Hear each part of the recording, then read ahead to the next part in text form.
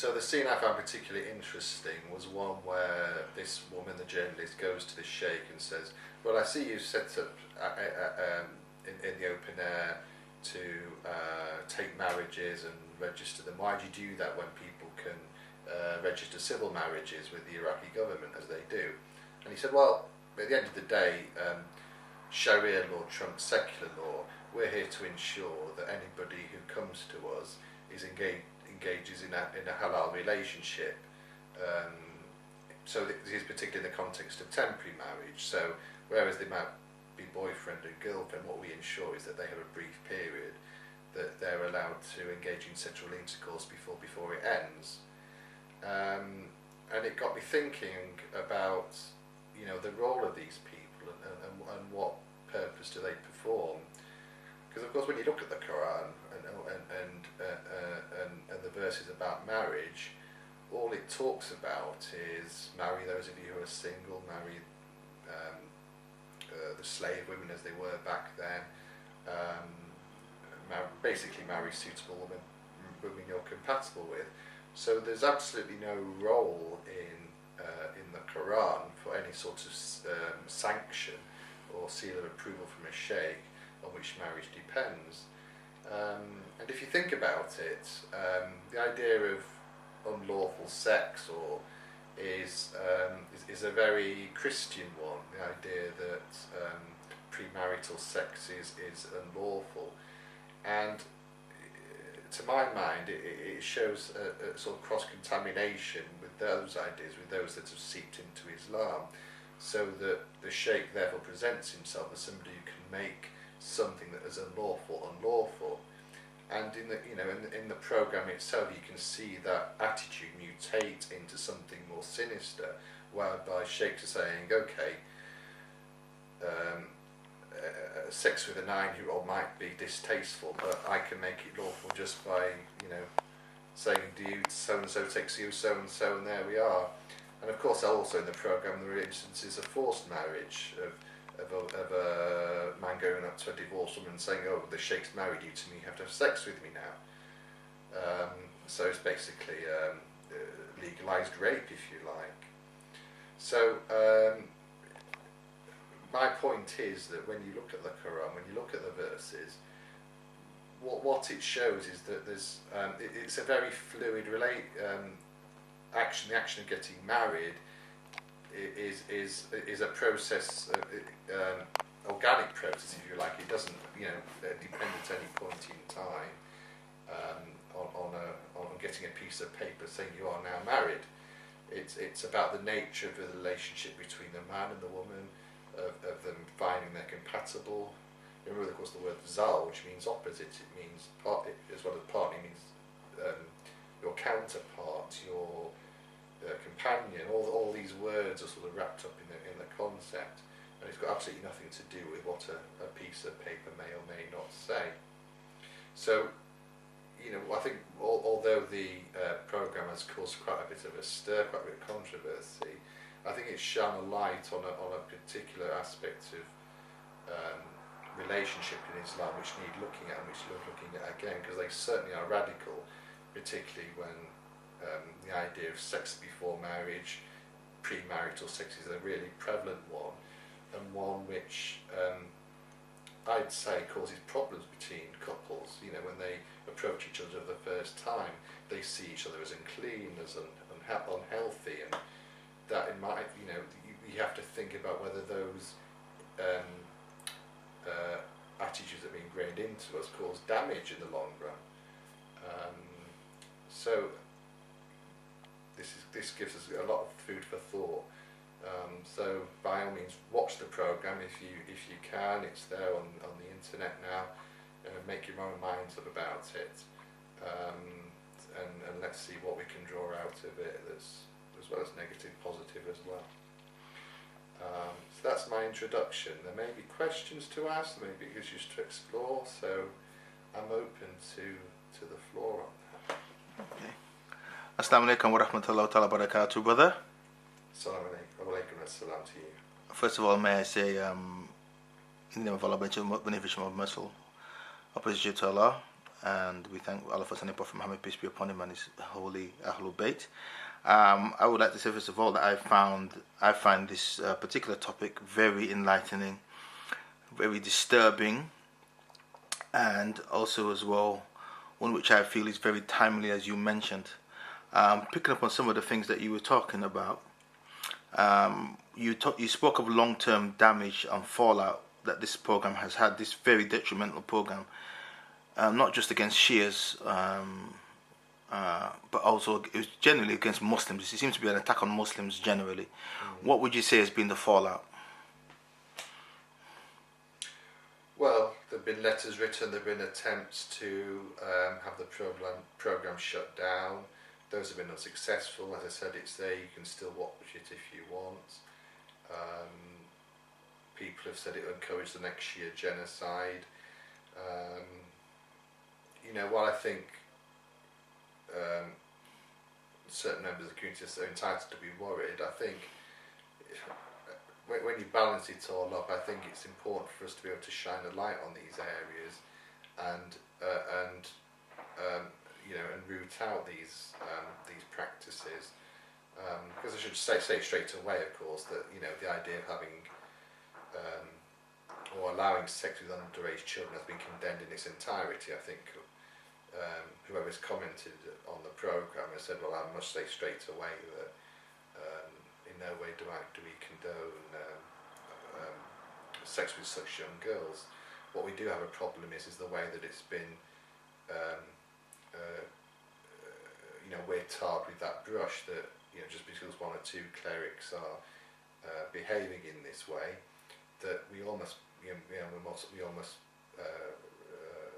roar like that, and we're not, and that might well be true, but the wider point is, and the reason I wanted to come on to talk about it, was for us to reflect on what are the role of so-called clerics in interpersonal relationships.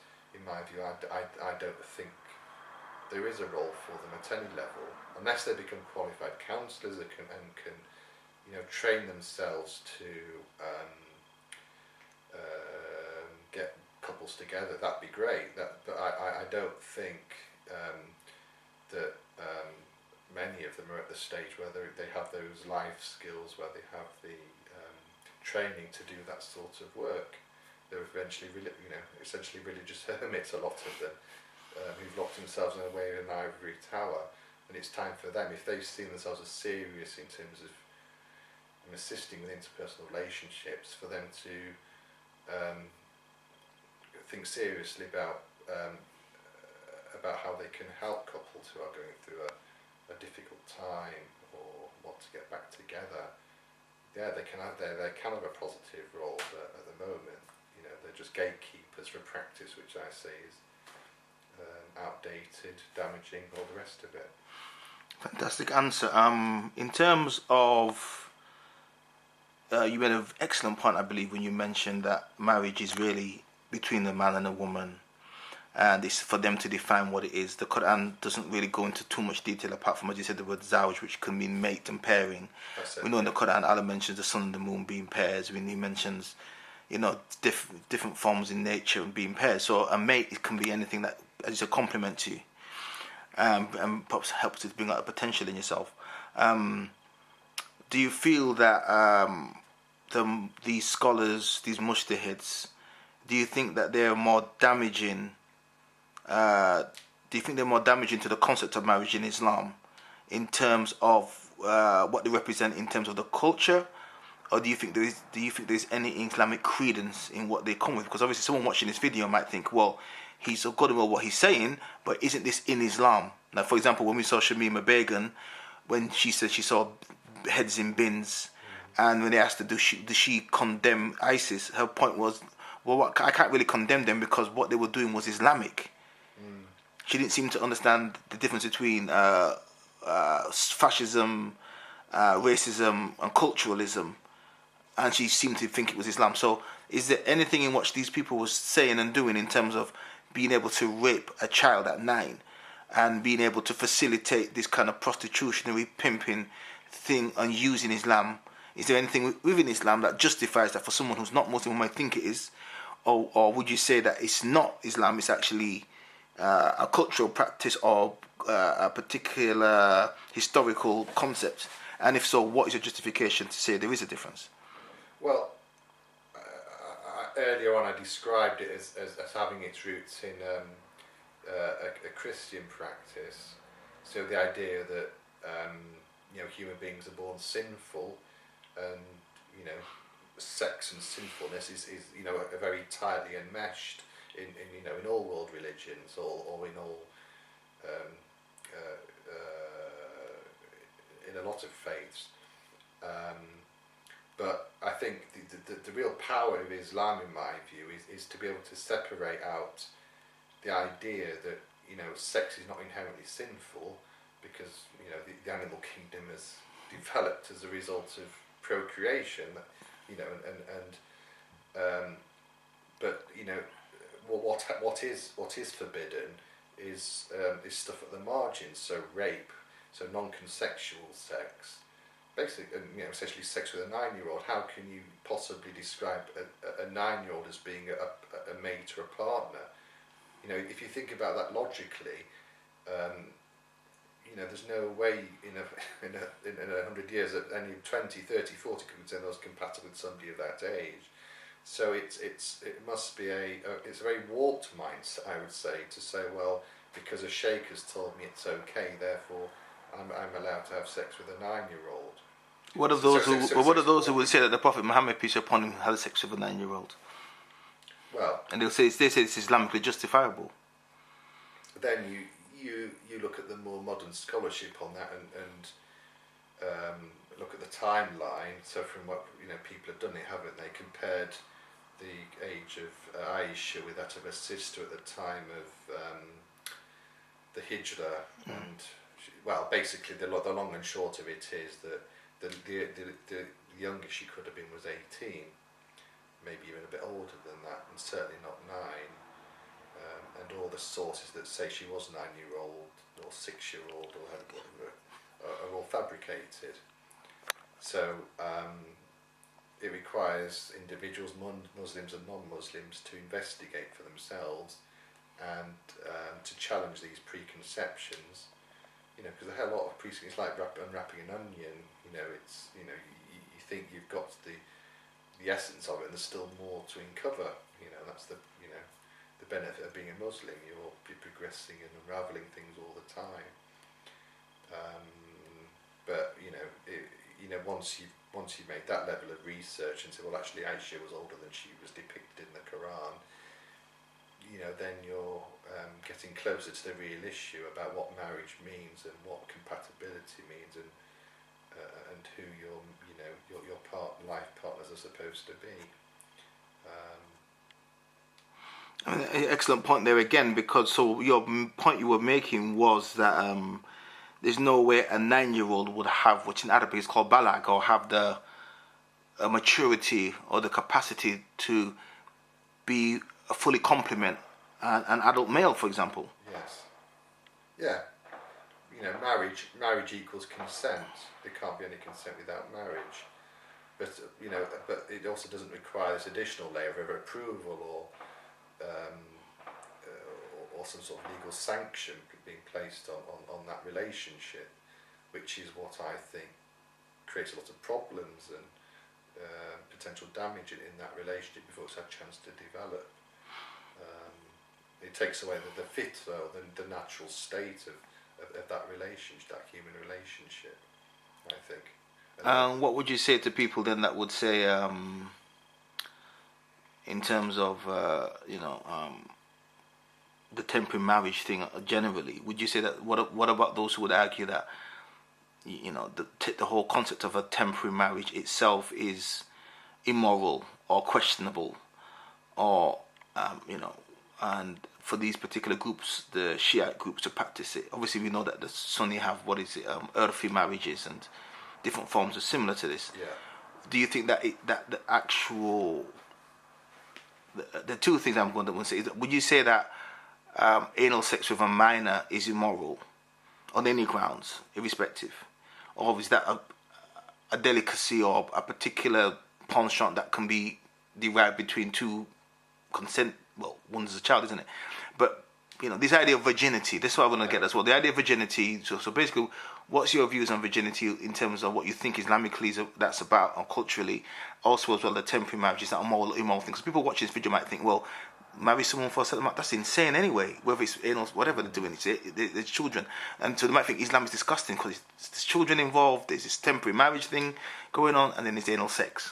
How would you unpick that roughly and sort of let people know who's watching objectively that that your stance is that Well, I mean, I didn't come on to talk about the rights and wrongs of temporary marriage. Mm-hmm. I mean, the programme was particularly honing in on temporary marriage. Mm-hmm. But having done that, it got me thinking about the nature of human relationships generally, and what I think, how Islam is supposed to interpret them.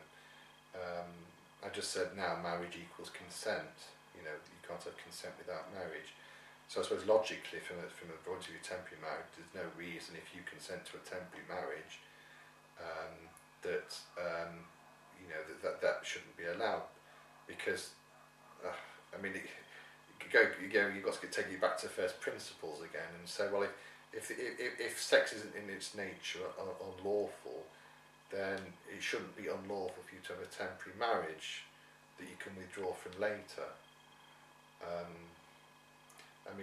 I've been thinking about this myself. I mean, if you have a life partner, then if you've decided you found your pair or your opposite or whatever, then the implication is it is supposed to be for life, if you like, or for a significant period. But then again, I can sort of see the argument that, what if it doesn't work out? We want to be able to sort of, because not all marriages do work out when you think that you're compatible with somebody. So, if marriage is about consent, why shouldn't you have the option of being able to say, well, let's have it for a year, let's have it for 6 months, and then review it then. I can't see anything wrong with that. Your other question was about anal sex, wasn't it? Yeah. What was is there a moral stance Islamically on that in terms of this idea of virginity, and because apparently said they were trying to protect the 9-year-old girl's virginity, so anal sex was acceptable? I think that's absurd. I mean, how can you possibly say that you protected a girl's virginity? I mean, there's obviously the hymen. It's like the old-fashioned Victorian idea that once your hymen had gone, then the virginity was lost. But I mean, surely virginity is a state of mind, isn't it? I mean, it's if you've been penetrated, you've had intimate relations of that nature with a man, then it shouldn't really make any difference how he did it. And I can't really see you've had your virginity preserved because you've only had anal sex with that person. I don't know. That seems crazy to me. But then, that raises a separate issue then of, does virginity mean anything? What's the idea of a pure woman? Does a woman become unclean once they've had sex? It sort of brings in again this idea that women are unclean once you've had sex with them. And it's all this wrapped up in, of sex being sinful, of being dirty. And I think we need to just sort of step back and sort of unwrap it all and untangle it and think sensibly about it. That's it for now. I hope I've provided food for thought. Inshallah, we'll have a lot more on this topic coming right up very soon. But for now, I bid you assalamu alaikum wa rahmatullahi wa barakatuh, and a reminder to subscribe below. And inshallah, until the next time.